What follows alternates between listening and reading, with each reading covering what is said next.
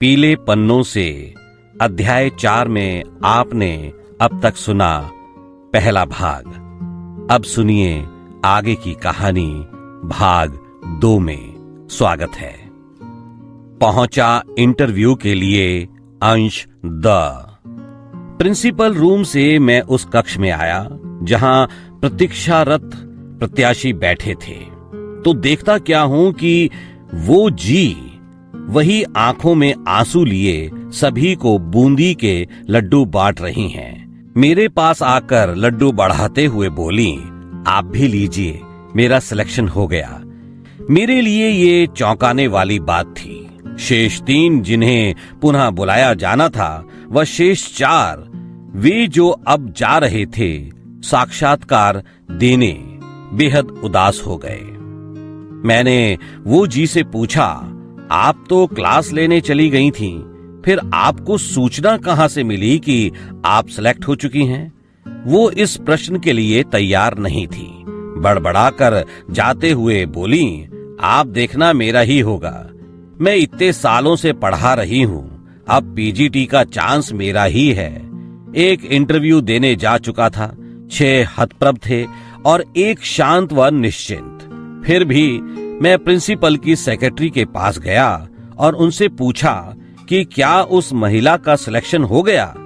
वे जितनी सौम्यता से बता सकती थीं, उन्होंने बताया, नहीं सर, आपको वेट करने को बोला गया है, वेट कीजिए, हो सकता है आगे आपको खिलानी पड़े मिठाई। मैं थोड़ा और निश्चिंत होकर अपनी चेयर पर आ गया। बाद के 4 में से 2 को रोका गया और अब फाइनल इंटरव्यू के लिए हम 6 रह गए थे। इस बीच हमें चाय दी गई व पुनः बुलाए जाने का क्रम बताया गया। मेरा नंबर अंतिम था। वे एक एक करके जाने लगे। वापस आने वाले से अन्य पूछते क्या हुआ, परंतु एक था जो किसी से कुछ नहीं पूछ रहा था। इस प्रकार की जिज्ञासा औचित्यहीन है। क्या बताने वाला सही ही बताता है? प्रत्येक व्यक्ति को अपना रास्ता स्वयं तय करना होता है। जाने वाला अन्य या आने वाला अन्य अपनी सामर्थ्य व अनेक बार बस अपना ही झंडा कायम रखने के लिए रास्ता भयावह बताता है। हमें सभी यात्राएं परमेश्वर पर विश्वास रखकर आत्मिक शक्ति से तय करनी चाहिए। ये मेरा विश्वास बन चुका था अब तक। अंत में मेरा नंबर आया। बैठते ही इंटरव्यू बोर्ड के एक सदस्य ने पूछा, जी शर्मा जी, बताइए कितनी सैलरी एक्सपेक्ट करते हैं आप? मैंने बता दी। इस पर वही प्रिंसिपल से, वे प्रिंसिपल ही थे, ने कहा, ये सैलरी हमारे साइंस मैथ्स टीचर की है। मैं चुप रहा। प्रिंसिपल ने पूछा, अब बताइए। मैंने फिर वही राशि दोहरा दी। उन्होंने कहा, देखिए बोर्डिंग है, आपका खाना व रहना सब बोर्डिंग की तरफ से होगा और साइंस फैकल्टी जो सैलरी ले रही है वो हिंदी टीचर को तो नहीं दी जा सकती है। मैंने कहा, मुझे लगता है खाना रहना तो साइंस फैकल्टी का भी फ्री ही होगा, लेकिन हिंदी टीचर के रूप में मुझे डिबेट, प्ले, कल्चरल प्रोग्राम्स में संचालन आदि का वो काम भी करना ही होगा जो मोस्टली साइंस फैकल्टी नहीं करती। तो इस स्थिति में मेरी डिमांड गलत नहीं लगती मुझे।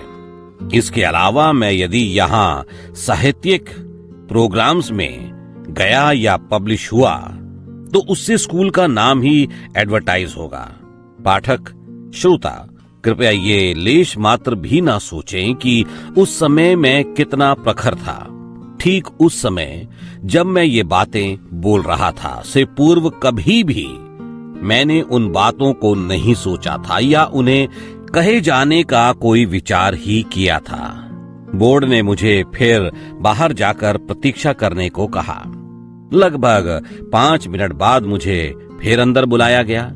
एक मेंबर ने पूछा, आप बीच में छोड़कर तो नहीं चले जाएंगे? मेरा उत्तर था, कह नहीं सकता। वे चौंके। एक बोले, ऐसा क्यों? मैंने कहा, सर देखिए, ये स्कूल के बोर्ड ऑफ गवर्नर्स मैनेजमेंट के व्यवहार पर निर्भर है। मैं स्टूडेंट्स को पढ़ाने में कोई कमी नहीं छोड़ूंगा, लेकिन इसके अतिरिक्त कोई अन्य सर्टिफिकेशन एक्सपेक्ट करें तो शायद वहां फेल हो जाऊं मैं। प्रिंसिपल ने तपाक से कहा, मिस्टर शर्मा, आप बस स्टूडेंट्स को ही सेटिस्फाई करें, हम लोगों के साथ कोऑपरेटिव करें बाकी। मैंने कहा, I will try my best. मुझे बताया गया कि जो सैलरी मैंने एक्सपेक्ट की है, शुरू के 3 महीने उससे 1500 रुपए कम मिलेंगे और उसके बाद परमानेंट फैकल्टी होते ही एक्सपेक्टेड सैलरी ही। मगर इस बॉन्ड के साथ कि अगर मैं नौकरी छोड़ता हूं तो 1 महीने का नोटिस दूंगा और मोरल सिक्योरिटी ये कि मिड सेशन में रिजाइन नहीं करूंगा। मेरे द्वारा सभी बातें स्वीकार करने के उपरांत बोर्ड एकदम अनौपचारिक हो गया। तय हुआ कि मैं 25 जून 2002 को स्कूल ज्वाइन करूंगा। बॉन्ड तैयार होकर आया। मैं 6 जून 2002 को अपने जीवन के प्रथम बोर्डिंग स्कूल में पीजीटी विभागाध्यक्ष हिंदी विभाग के रूप में नियुक्ति के लिए पहाड़ों की रानी मसूरी के एक सुप्रसिद्ध बोर्डिंग स्कूल में साइन कर रहा था। ठीक 32 वर्ष पूर्व इस नश्वर जगत में मैंने अपनी आंखें खोली थी। ज्वाइनिंग के लिए पहुंचा बोर्डिंग स्कूल। 25 जून 2002 को मैं अपने जीवन के प्रथम बोर्डिंग स्कूल में हिंदी विभागाध्यक्ष के रूप में ज्वाइन करने मसूरी पहुंचा। मेरे साथ 2 बैग्स, एक पुस्तकों का, एक ओढ़ने के गर्म कपड़ों का तथा एक पहनने के कपड़ों की अटैची थी। वो मंगलवार था। आज जब ये पंक्तियां मैं आपसे कह रहा हूं, मंगलवार ही है। मुझे 10 बजे स्कूल में प्रेजेंट होने के लिए लिखा गया था। जब मैं प्रिंसिपल रूम में पहुंचा तो 9:45 हुए थे। प्रिंसिपल ने पहले मुझे देखा, फिर घड़ी, फिर मेरी ओर देखकर मुस्काए। ज्वाइनिंग की औपचारिकता पूरी हुई। वो मेरे लिए वर्किंग डे नहीं था। प्रिंसिपल ने कहा, आप सामान बाहर ही छोड़कर नीचे जाकर हेडमिस्ट्रेस से कल का टाइम टेबल ले लीजिए। आपका रूम भी यहीं स्केटिंग ग्राउंड के निकट है। आकर सामान सेटल कीजिए और रेस्ट कीजिए। बाहर गार्ड आपको नीचे तक ले जाएगा। प्रिंसिपल रूम से बाहर 11वीं व 12वीं की लोकेशन मैं पहले लिख चुका हूं। प्रिंसिपल रूम से 2 रास्ते थोड़ा चल सीढ़ियों तक पहुंचते थे। वे लगभग 8 सीढ़ियां नीचे की ओर जाकर पीछे कैमल बैक रोड तक पहुंचती थी। उनके ठीक मध्य लेफ्ट में एकेडमिक ब्लॉक था, जहां मैं हेडमिस्ट्रेस के ऑफिस में पहुंचा। हेडमिस्ट्रेस ने मुझे टाइम टेबल दिया। मुझे 9वीं के 2 सेक्शन, 10वीं के 2 सेक्शन, 11वीं व 12वीं इतनी कक्षाएं मिली। हेडमिस्ट्रेस ने मुझे मेस के टाइमिंग्स से अवगत कराया, फिर कहा कि मैं ऊपर रूम में जाकर आराम करूं। तब तक मैं ये देख चुका था कि थोड़ी ही देर में 9वीं बी में हिंदी की कक्षा है व शेष लंच बाद 12वीं व 10वीं की भी। मैंने हेडमिस्ट्रेस से कहा कि मैं अभी क्लास में जाना चाहता हूं। वे काफी चौंकी, फिर मुस्कुराकर बोली, ठीक है, मैं ऊपर फोन करती हूं, आपका सामान रूम में रख दे। क्लास में मैं खुद लेकर चलती हूं आपको। मिसेज एक ऐसी हेडमिस्ट्रेस थीं जिन्हें मसूरी का प्रत्येक बोर्डिंग स्कूल अपने यहां लेने को लालायित था। वे एक ईसाई महिला थीं जो उस बोर्डिंग में लगभग 10-11 वर्षों से कार्यरत थी। ये लघु जानकारी मुझे प्रिंसिपल रूम से उनके ऑफिस तक लाने वाले गार्ड ने दी थी। शेष की जिस क्रम में स्वानुभव से मिली, उसी क्रम में संस्मरण में कहूंगा। वे मुझे फर्स्ट फ्लोर पर 9वीं बी में ले जाने से पूर्व कुछ रूम छोड़कर स्टाफ रूम में ले गई। जितने टीचर्स वहां थे उनसे इंट्रोड्यूस कराया। फिर जिस टीचर का अरेंजमेंट 9वीं बी में था उन्हें बताया कि हिंदी सर आज से ही क्लास ले रहे हैं। इस पर सभी थोड़े हैरान हुए। कक्षा तक जाते हुए उन्होंने बताया कि नियम है कि लेक्चर हमेशा खड़े होकर देना है और कॉपीज क्लास में चेक नहीं करनी है। मैं अब 9वीं बी के विद्यार्थियों के सामने था। हेडमिस्ट्रेस इंट्रोड्यूस कराकर चली गईं। वे बिल्कुल भोले व पल्वित होते बच्चे थे। माता पिता कितने विश्वास से अपने बच्चों को शिक्षालयों में भेजते हैं, उस विश्वास का एकमात्र आधार शिक्षक ही होते हैं। तब से आज तक जितने शिक्षकों को शैक्षिक गरिमा को भंग करते देखता हूं तो लगता है कि आदमी कितनी सहजता से पाप कर जाता है। उच्च शिक्षा में तो पापियों के समूह के बीच काम करना एक अलग ही अनुभव है। उन बच्चों में डे व बोर्डिंग स्कॉलर्स दोनों थे।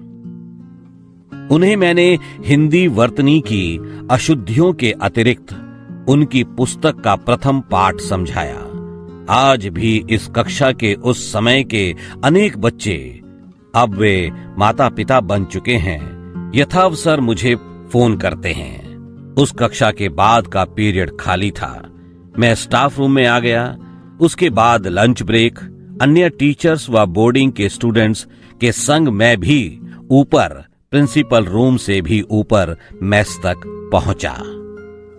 अध्यापन से पहली सुबह। मेस में प्रवेश से पूर्व सभी स्टूडेंट्स की अटेंडेंस ली गई।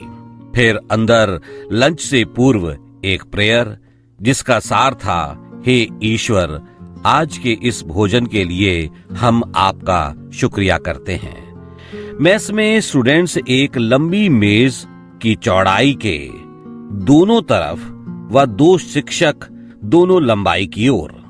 उस दिन लंच ब्रेक में ही हेडमिस्ट्रेस की परमिशन से मैंने लाइब्रेरी में जाकर अपनी कक्षाओं की पुस्तकें इशू कराईं। सामान्यतः मेस से इस तरह कहीं कोई नहीं जा सकता था, परंतु कारण जानकर हेडमिस्ट्रेस ने मुझे जाने दिया। लंच के ठीक बाद 12वीं में लेक्चर था जो थोड़ा ही नीचे प्रिंसिपल के रूम के पास थी। उस दिन का टीचिंग टाइम फिनिश हुआ और मैं अपने रूम पर आ गया। एक बड़ा कमरा जिसमें सभी सुविधाएं अटैच, एक क्लासिक ड्रेसिंग टेबल, 2 बेड, एक स्टडी टेबल, चेयर व 4 चेयर्स एक्स्ट्रा। थोड़ी ही देर बाद मेस से एक व्यक्ति आकर चीनी व चाय के पैकेट्स दे गया। ये प्रत्येक टीचर को रूम के लिए मिलता था, जहां हीटर या गैस पर खुद बनाकर चाय कॉफी पिलाई जा सकती थी। शाम की चाय के लिए मेस में उपस्थिति आवश्यक थी। ब्रेकफास्ट, लंच व डिनर की तरह मेरा कमरा अन्य टीचर्स के रेजिडेंस से बहुत नीचे, परंतु था तो पर्वत पर ही। स्कूल का मेन गेट माल रोड पर तो बैक गेट कमल बैक रोड पर खुलता था।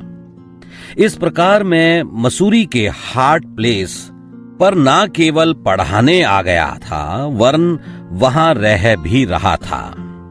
बोर्डिंग स्कूल की सुबह लगभग 5 बजे प्रातः से हो जाती थी। 6 बजे डोरमेट्री से स्टूडेंट्स प्रिपरेशन क्लासेज में आ जाते, जहां सुबह व शाम को वे होमवर्क एवं सेल्फ स्टडी करते। डोर्म में बुक्स ले जाने की अनुमति नहीं थी। क्लास ऑफ होने के बाद स्टूडेंट्स क्लास में ही अपने बैग्स छोड़कर चले जाते थे। प्रेप क्लास में या 1 या 2 क्लासेस को कवर करते टीचर्स की ड्यूटीज लगती थीं। एक दिन की प्रेप क्लासेस में 8-10 टीचर्स इन्वॉल्व होते थे। बोर्डिंग व नॉन बोर्डिंग दोनों के इन्हें मास्टर ऑफ प्रेप ड्यूटी कहा जाता था। प्रतिदिन कोई ना कोई एक MOD मास्टर ऑन ड्यूटी होता था और सुबह ब्रेकफास्ट से रात डिनर तक स्कूल के अनुशासन प्रभारी होता था। MOPD master of prep duty का जिक्र ऊपर आ ही चुका। इनके अतिरिक्त एक होता था MOGD master of ground duty, जिसका काम स्केटिंग ग्राउंड के अतिरिक्त जिम व अन्य इंडोर्स में सुपरविजन करना होता था। अगली सुबह ब्रेकफास्ट के बाद प्रिंसिपल रूम के सामने रजिस्टर पर साइन कर मैं प्रेयर के लिए पहुंचा। प्रेयर से पूर्व डे स्कॉलर का आना अपरिहार्य था। नए टीचर को प्रेयर के बाद अपना इंट्रोडक्शन स्वयं देना होता था। आज मेरी बारी थी। प्रेयर के बाद प्रिंसिपल ने सभी को बताया, अब हमें एक PGT हिंदी मिल गए हैं। अभी उनके बारे में चाहते हुए भी कुछ बोलना जल्दी होगी, सो देखते हैं वे कब दिल की बात कहने का मौका हमें देंगे। अभी इतना तो बोलूंगा कि मेरे पूरे करियर में, और जैसा कि मैडम ने बताया, उनके भी पूरे करियर में किसी टीचर ने ज्वाइनिंग के दिन ही क्लास लेने की रिक्वेस्ट नहीं की। वे बहुत कड़क प्रिंसिपल थे। उन्हें लगा कि मामला सेंटिमेंटल ना हो जाए, सो उन्होंने मुझे माइक पर आने को कहा। मैंने पॉइंट्स में और बहुत शॉर्ट में अपना विगत जॉब्स का परिचय दिया और अंत में कहा, मेरे पास अभी खुद के बारे में बढ़िया कहने के लिए कुछ नहीं है और इसमें मेरा विश्वास भी नहीं, लेकिन आप सभी मुझे लेकर जितने उत्सुक व तनिक शंकित हैं, आपकी शंका को छोड़ दूं तो उत्सुक मैं भी हूं। इसलिए देखते हैं आगे क्या होता है। अभी मिस्टर एडगर एलन पो के एक सेंटेंस से इस इंट्रो को खत्म करता हूं। Invisible things are the only realities. बता नहीं सकता कि खुले प्रेयर ग्राउंड में तालियां कितनी गूंजी। राष्ट्रगान के पश्चात सभी अपनी अपनी कक्षाओं के लिए चल दिए। अध्यापन, अध्ययन व सर्जन।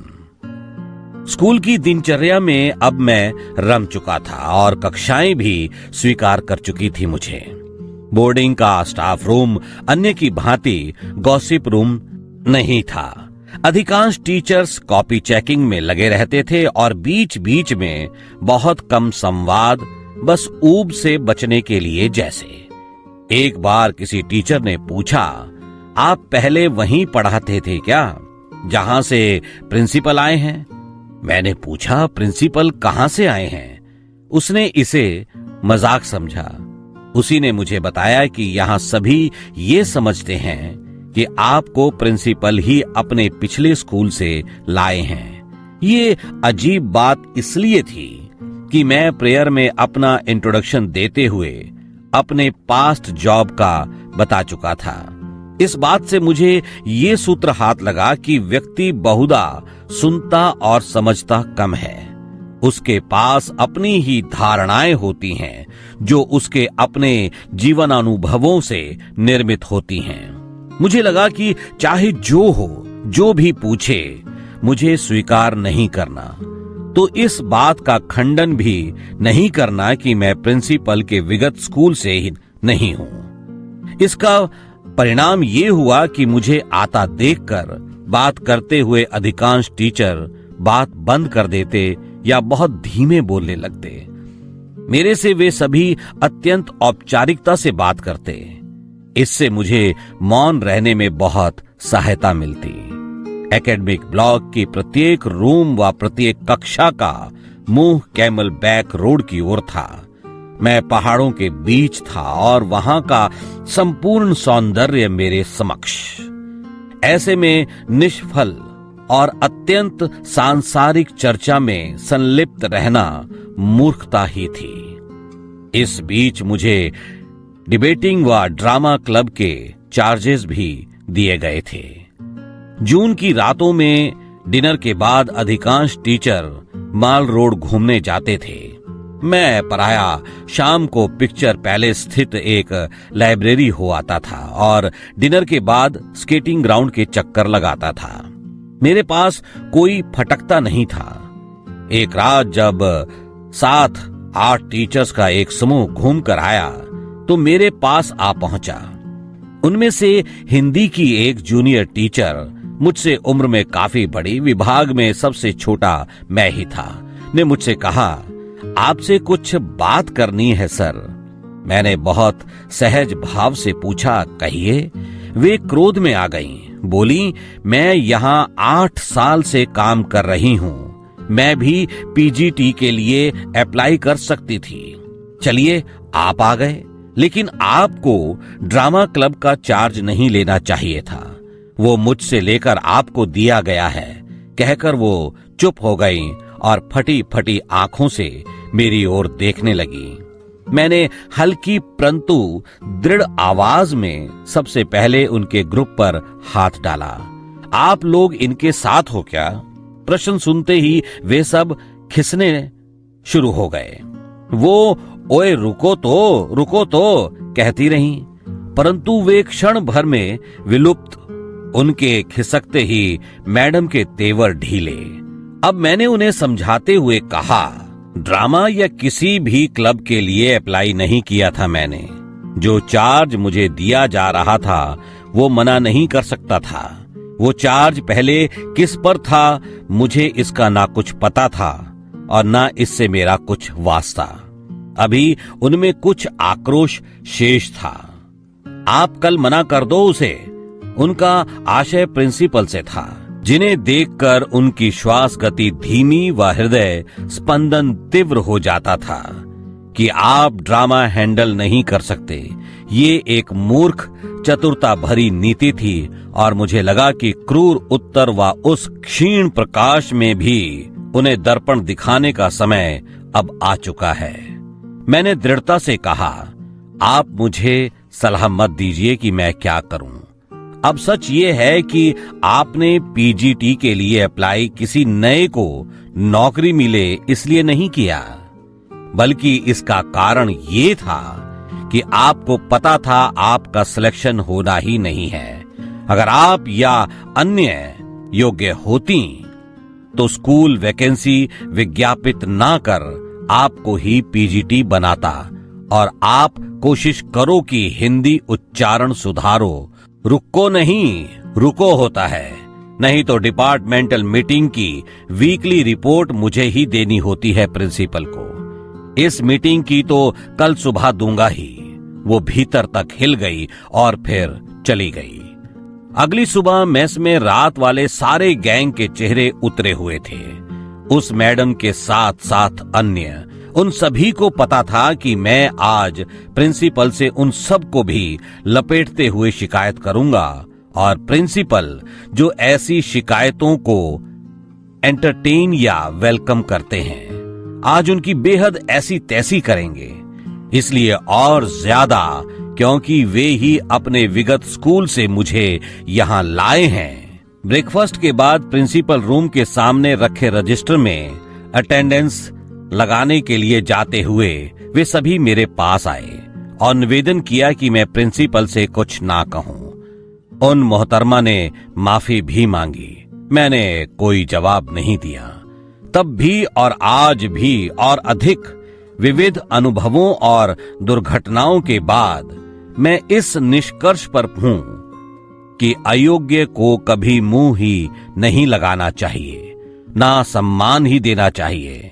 सर्प की सर्वोत्तम प्रस्तुति डसना ही होती है। विश्व के प्रत्येक अध्यात्म और दर्शन में व्यक्ति के परिवर्तन की बात कही गई है, परंतु उसे वैयक्तिक संदर्भों में ही क्रियान्वित किया जाना चाहिए। बाहर अधिकांश लोग ऐसे हैं जो अयोग्य हैं, क्रूर हैं और महत्वाकांक्षी हैं। ये लोग योग्य, संवेदनशील व सम्मानित लोगों को सहन ही नहीं कर पाते, उन पर ये आघात करते हैं। अतः ऐसे लोगों को उनकी औकात तक ही सीमित रखना श्रेयस्कर है। मैंने आज तक एक भी दुष्ट को स्नेह से सुधरते नहीं देखा। प्रिंसिपल ने कुछ दिनों बाद मुझे बुलाया और सीधे उस रात की घटना के बारे में पूछते हुए उन मैडम के खिलाफ लिखित शिकायत देने को कहा। सच ये है कि जो लोग उस रात मैडम को और चढ़ाकर लाए थे वे स्वयं उनके ही अहितकारी थे। मैडम ने उन्हें जाकर सारी बात बताई और उनमें से किसी विस्तारक ने प्रिंसिपल को। मैंने प्रिंसिपल से कहा कि वो उनकी और मेरे मध्य की बात थी जो उसी रात वहीं समाप्त हो चुकी। प्रिंसिपल को एक मुद्दा हाथ से जाते लगा। उन्होंने थोड़ी नाराजगी दिखाई। मैं अड़िग रहा तो वे मुस्कुराकर बोले, आप जाओ, मुझे आपकी बात पसंद तो नहीं आई, लेकिन आप आज और प्रिय हो गए मेरे। मैं थैंक्स कहकर बाहर आ गया। क्षेत्र कोई भी हो, लंबी बातें व कूटनीति वे ही लोग करते हैं जो अपने विषय या क्षेत्र के अल्पज्ञ होते हैं, साथ ही संस्कारों से दूषित। ऐसे लोग यदि वैसे ही संस्कारों वाले प्रबंधन के हाथों पड़ जाएं, तो प्रबंधन फिर उनका जो यूज या कहीं की मिसयूज करता है, उसका आभास उन्हें जिंदगी भर भी नहीं हो पाता। और यदि कतिपय को होता भी है, तो तब जब वे पर्याप्त अपयश कमा चुके होते हैं और तब जब उस आभास का कोई अर्थ भी नहीं होता, ना उनके लिए ना अन्य के लिए। बोर्डिंग स्कूल की लाइब्रेरी में श्री हरिशंकर परसाई की संपूर्ण रचनावली थी, जिसे पूरी पढ़ने का सौभाग्य मुझे वहीं मिला। प्रत्येक शनिवार हाफ डे के बाद स्कूल के ऑडिटोरियम में कल्चरल इवनिंग होती थी, जिसमें मैंने भी एक बार अपनी कविता प्रस्तुत की। उस दिन प्रिंसिपल ने घोषणा की, अब सम्राट सर हर सैटरडे इवनिंग में 2 पोएम्स सुनाया करेंगे। व्यस्त दिनचर्या में भी बोर्डिंग के अंदर व बाहर अनेक ऐसे मित्र मिले जिनसे मिलना तो कम हो पाता था, परंतु आत्मीयता अत्यंत बनी। इंग्लिश के एक लेक्चरर श्री हरिविंदर सिंह व ड्रोम इंचार्ज के आलोक क्षेत्री से स्नेहिल नाता बना।